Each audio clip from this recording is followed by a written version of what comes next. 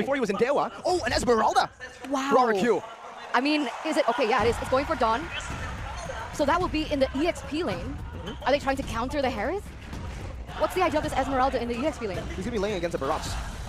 Interesting. No direct counter when it comes to like stealing the shields away, but it's still a sustainable hero. And technically, with Barats not being mobile, there's a chance that the Esmeralda can kind of out-trade and out-bully the Barats in the lane. That'll be in the hands of Dawn to try and see if he can try and shut Luke down and then take that pressure elsewhere. Well, we'll see. If the Esmeralda, it's a pocket pick of theirs that they've been saving from the regular season, because that has been one of the ways to counter a Harith, one of the ways to counter shielding heroes. But remember, 100% win rate. Even the regular season, it was unbeatable. Sound the horns, sound the trumpets, because the King Slayers are here. Ladies and gentlemen, welcome to the first game of this best of 5 series between the Geek Fam and Rrq Hoshi. Off the bat, 2 Purifiers on the side of Geek Fam, a boy and Chidera for sure. We'll have to see the role matchup though right here. Minotaur against Hellcurt in the early game. What's different is that the Minotaur can actually sustain back up as long as it doesn't go for a proper all-in like this. So even if Beloyski can chunk him down, there's a chance that Vin can match his maneuvers in the early game at least to try and make sure that the Hellcurt doesn't really get out of control. Looking at the emblems by GameSmax right here though, for Chidera, Inspire and Bargain Hunter. So he's trying to go all in for the snowball and Geek Fam make the first move. Stampede Ray goes in, but Rat is the one who picks it up. A boy getting flicked on. Rat picks up first blood of the kingdom, strikes first. Beloy forced back under his tier 1. That's not the outcome that we were expecting. I mean, with the fact that they had a lot more to say in the early game with that composition. Oh, wait a minute. It might be 2 in the first minute of the game, but Beloyski is still going to be able to get out of that sticky situation.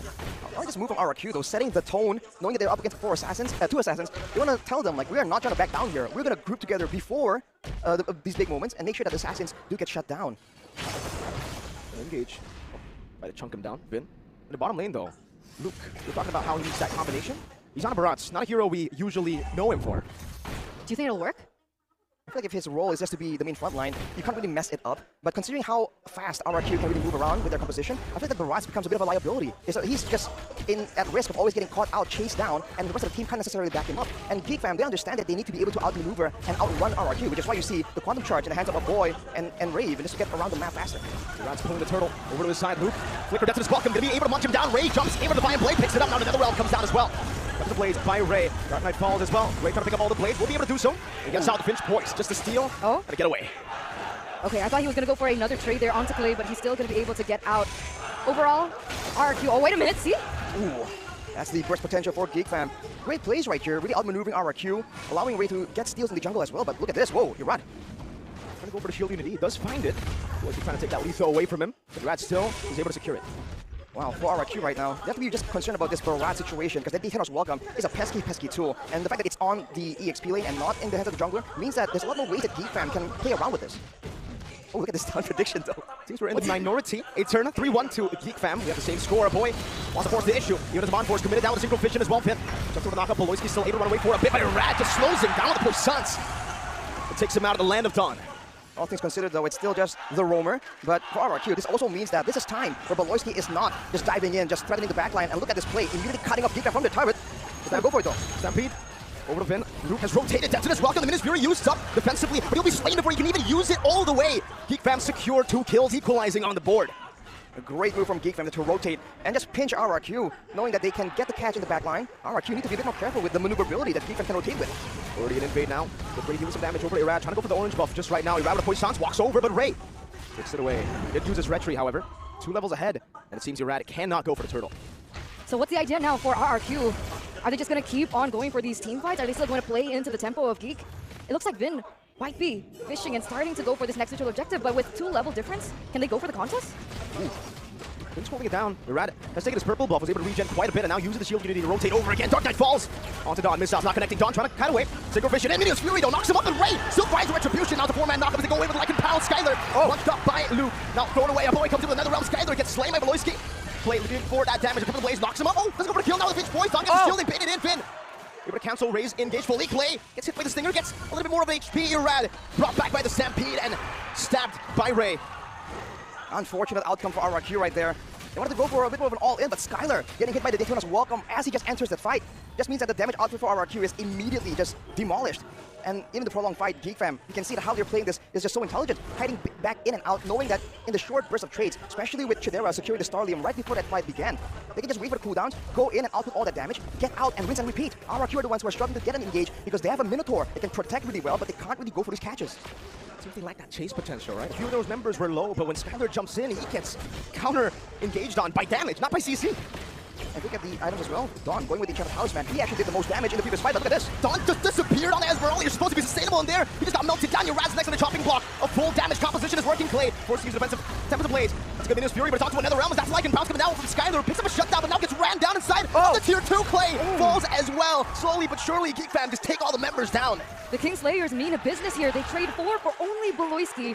And look at the instant space that they have achieved. They are knocking on the doorstep of the kingdom right now. Picking up a turret in this mid side will dictate the fact that they have more map pressure to play with on those side lanes and the objectives.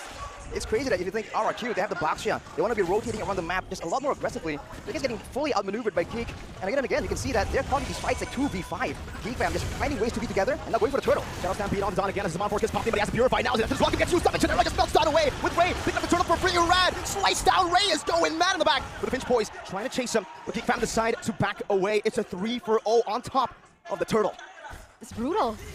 It's brutal. Geek, they played that team fight so well, layering all the resources that they were able to get, and even Clay wasn't able to utilize the ultimate coming in from Hellkurt, from the Faramis, to be able to find an edge in that team fight, and that's a 7.6k gold lead now for Geek.